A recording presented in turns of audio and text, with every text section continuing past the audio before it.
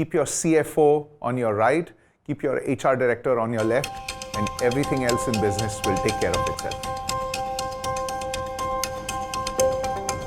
I'm Umesh Phadke, and you might not be able to tell by looking at me, but I know more about hair care than most people with hair, and I know more about makeup than most women, because I'm the President Director of L'Oreal Indonesia.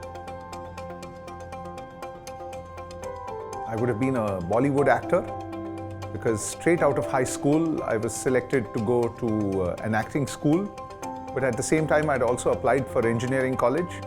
And the good boy that I was, I decided to do engineering over acting. Oh, that's rather simple. I was looking for a recipe for Sichuan chili oil. And just this morning, I made my batch, and here it is.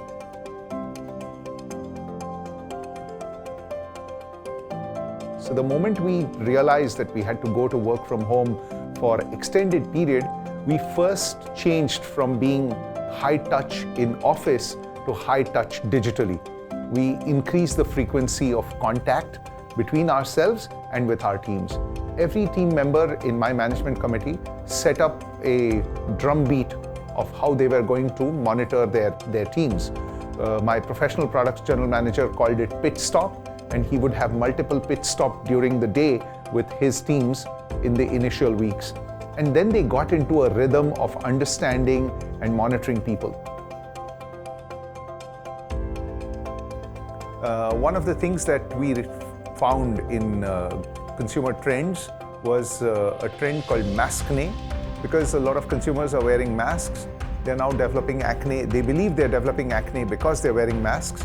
And so they're looking for products to take care of acne coming out of maskne.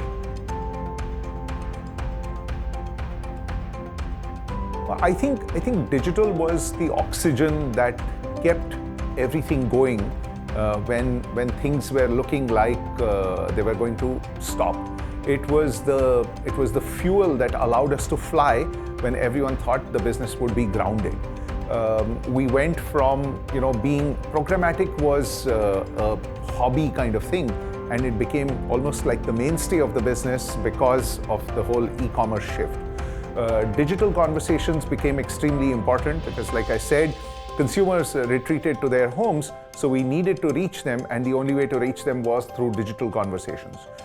Beyond that, because consumers were at home and because consumers were consuming a lot of digital media on regular basis, we had to change the content far more frequently than we were doing before. We also had to target consumers far more sharply than we could before. And as a result of that, the whole structure of our business, the process in which we do our business has changed and evolved. And I think we are ready for the next gen when it comes to 2021. We've developed a culture of test and learn all the time. So we are ready to fail with ideas as long as we learn from them, but we don't know when an idea will really become big. Marketing in 2030 will be very different to marketing in 2020, but at the same time, it will also be exactly the same, because it will always start with understanding what the consumer wants and delivering the best product to her when she wants it. What has really evolved is the execution of marketing once you've understood the consumer needs. So if you look at it, 100 years ago, it was about print media. 20 years ago, it was about television. You had to air on prime time. But today, it's about personalized marketing.